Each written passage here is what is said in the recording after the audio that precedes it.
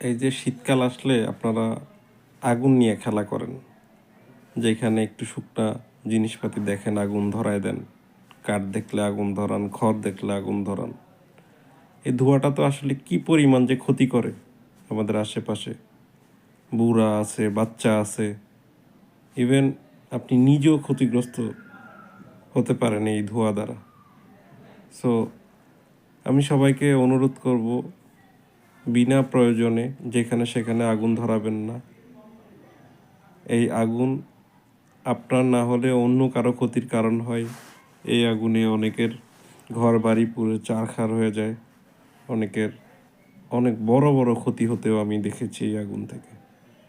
So আমি সবাইকে অনুরোধ করব, আপনারা বিনা প্রয়োজনে যেখানে সেখানে আগুন লাগানো থেকে বিরত থাকুন। এই আগুনের ধোঁয়া কত যে ক্ষতিকর আপনারা ইমাজিন করতে পারতেছেন না। এমনিতে অক্সিজেনের যে পার্সেন্টেজটা, এটা এমনি কমে আসতেছে। ঢাকা শহরে তো নাই, শহরগুলোতে কিভাবে যে আমরা বেঁচে আছি, আশেপাশের যে বিভিন্ন গাছপালা ওগুলার অক্সিজেন হয়তো আসে বিধায় আমরা বেঁচে আছি। এই আগুনের ধোঁয়া আসলে অসহ্যকর এটা। হ্যাঁ, আল্লাহর ওয়াস্তে এই আগুন জ্বালানো থেকে বিরত থাকেন, যেখানে সেখানে আগুন জ্বালায়েন না। এই আগুন আপনার, আমার, বাচ্চাদের, বৃদ্ধদের সবার জন্যই ক্ষতিকর।